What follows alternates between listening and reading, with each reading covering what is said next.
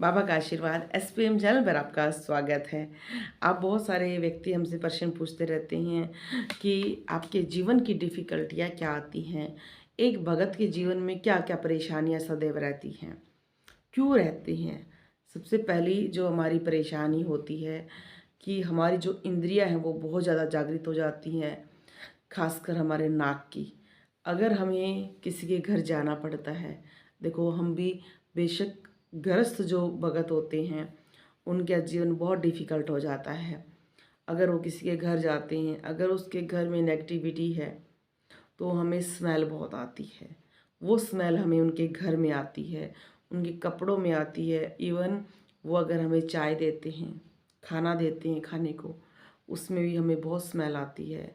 हमें बहुत बुरा फ़ील होता है, पर ये चीज़ हम उनके सामने नहीं रख पाते हैं। हम नहीं बोल पाते हैं। ये मैं मेरे साथ नहीं, बहुत सारे जो ऐसे हैं जो बहुत ज़्यादा पूजा पाठ करते हैं, उनके साथ बहुत होता है कि वो किसी के घर जाते हैं तो 2 मिनट बैठ भी नहीं पाते हैं।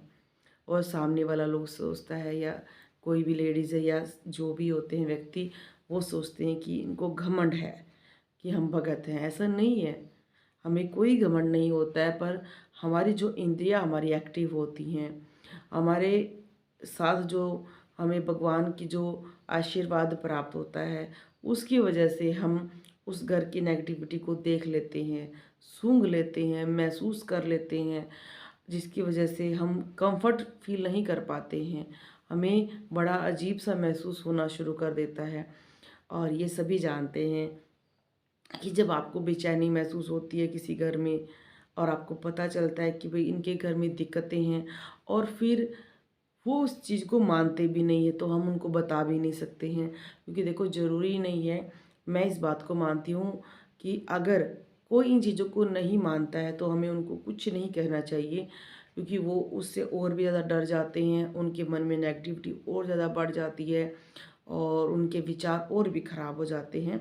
और बहुत सारे तो रिश्तेदार हमसे नाराज़ ही हो जाते हैं कि हम इस तरह की अनाप-शनाप बातें कर रहे हैं, क्योंकि सबके लिए भगवान इस संसार में है ही नहीं, बहुत सारे लोगों के लिए हैं। तो हमारे जीवन की ये डिफ़िकल्टियाँ बहुत ज़्यादा होती हैं। कुछ जो हमारे नियम होते हैं वो दूसरे व्यक्तियों को व्यर्थ लगते हैं। हमारे जीवन के जो लंबी-लंबी पूजाएँ हैं वो उनको पाखंड लगती हैं, या जादू टोना लगता है। तो जो महिलाएँ या पुरुष और बेटियाँ इस लाइन में आना चाहती हैं, भक्त बनना चाहती हैं, बहुत ज़्यादा पूजा पाठ करना चाहती हैं, उनको सबसे पहले तो मन को टाइट करना होता है। क्योंकि बहुत सारे लोग हमें बहुत बुरी-बुरी बातें बोलते हैं। ख़ासकर कौन बोलते हैं, सबसे पहले बोलनी शुरू करते हैं हमारे ही रिश्तेदार। वो ये बोलना शुरू करते हैं कि आप इतनी पूजा पाठ मत करा करो, इन पाखंड में कुछ नहीं रखा है, और इधर-इधर मंदिर घूमना, लंबी पूजा पाठ करना, इतना घी तेल जलाना, प्रसाद चढ़ाना, और देवी देवताओं के महंगे-महंगे वस्त्र लेकर आना, ये सिर्फ़ घर को लुटाने का कार्य है। आपके मुँह पर ही बहुत सारे लोग, जैसे आपकी एज कम है और आपसे बड़े-बड़े व्यक्ति भी ऐसे मिल जाएँगे, जो कम से कम 60 साल के हैं, 50 साल के हैं, जिनके लिए भगवान कभी भी कुछ रहा ही नहीं था। वो आपको आपके मुँह पर बोलेंगे, ऐसी कड़वी-कड़वी बातें बोलेंगे, और आप उनको उल्टा भी नहीं बोल सकते हो। इसलिए मैं सदैव कहती हूँ, अगर आप भगवान पर विश्वास करते हो, तो कुछ शैतानों पर भी विश्वास करा करो। वो शैतान हमें इस पृथ्वी पर ही मिल जाते हैं, जो हमें बुरा भला करते रहते हैं। उनकी बातों को कभी मन में नहीं लगाना चाहिए, क्योंकि बहुत सारे जो बच्चे अब हमसे दरबार से जुड़ते हैं, वो रो रो कर बताते हैं कि हमारे को हमारे रिश्तेदार ने ये कहा, हमारी मम्मी ने ये बोला, पापा ने ये बोला, भाई ने ये बोला, हमारी पूजा से सब परेशान हैं, कोई नहीं चाहता हम पूजा करें, हम हमें हमारे साथ ही ऐसा क्यों हो रहा है। तो ऐसा नहीं है, सबके साथ ही ये प्रॉब्लम है। कोई ऐसा बिरला ही होगा, ऐसा कोई हज़ारों में एक केस होता है जिसके परिवार वाले उसको सहयोग करते हैं। और दूसरी हमारी बड़ी सबसे बड़ी समस्या ये आती है कि अगर हमें दूसरों की मन की बातें पता चलती हैं, अब मैं किसी के पास जाती हूँ, मुझे एकदम पता चल जाता है कि सामने वाला कोई बात कह रहा है, मुझे पता चलता है ये झूठ बोल रहा है, ये बहुत झूठ बोल रहा है, वो अपनी कोई बात कहता है, वो झूठ बोल रहा है, फिर भी आप मानोगे नहीं, मैं उसको कुछ नहीं कहती हूँ, हाँ हाँ हाँ हाँ ही सर हिलाकर आ जाते हैं।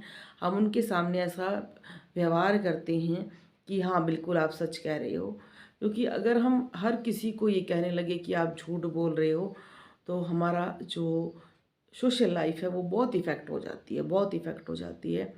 और बहुत सारे लोग ये सोचते हैं कि इनको कुछ नहीं पता चलता है, हम झूठ बोलें सच बोलें, और उस चीज़ का हमारे पास उस टाइम कोई इलाज भी नहीं होता है, क्या बोले उनको। अगर हम ये बोल देते हैं कि नहीं तुमने ये किया था, तुम झूठ बोल रहे हो, तो बस वो लड़ाई होती है और कुछ नहीं है। तो इस लाइन में आने से पहले थोड़ा सा अपने मन को टाइट करें। एक एक और समस्या सबसे बड़ी आती है कि जब आप भगत बनते हो, आपके पीछे किसी ने आप पर कोई तंत्र कराया है, कोई बुरी क्रिया कराई है, धीरे धीरे आपको पता चल जाता है कि इसने मेरे से ये कराया है या ये कराने वाला है, तो आपके मन में बहुत उसके प्रति गुस्सा आता है। कई बार आप मुंह पे बोल देते हो, जिससे बहुत बड़ा क्लेश हो जाता है। तो मैं ये कहती हूँ इस चीज़ से बचो। जो आप पर करा रहा है कराने दो, बोल रहा है करने दो। भगवान पर विश्वास करो, ये कहो कि मैं कुछ नहीं जानता हूँ, पर जो जो ऐसा करा रहा है उस पर भगवान वापस मोड़ दो, मुझे कोई मतलब नहीं है। ये मैं अपने पर्सनल एक्सपीरियंस से आप सबको बता रही हूँ। अगर आप ये सब झेल सकते हो तभी आप इस लाइन में आओ, नहीं तो बिल्कुल मत आओ, क्योंकि ये लाइन ऐसी कांटों की भरी हुई है कि आपको बहुत कष्ट आता है। कोई भी आपकी समस्या नहीं समझ पाता है। आप बीमार हो फिर भी लोग आएंगे, उनको कुछ समस्याएं हैं, अगर आप मना कर देते हो तो वो ये नहीं सोचेंगे कि आप बीमार हो, उन आपको भी आराम चाहिए। नहीं, सबको आपसे मतलब है। फिर आपके मन में भी आ जाता है कि लोग स्वार्थी हैं। बिल्कुल, हर कोई किसी के स्वार्थ से ही जुड़ता है। इसलिए अपने मन को टाइट रखना सीखें।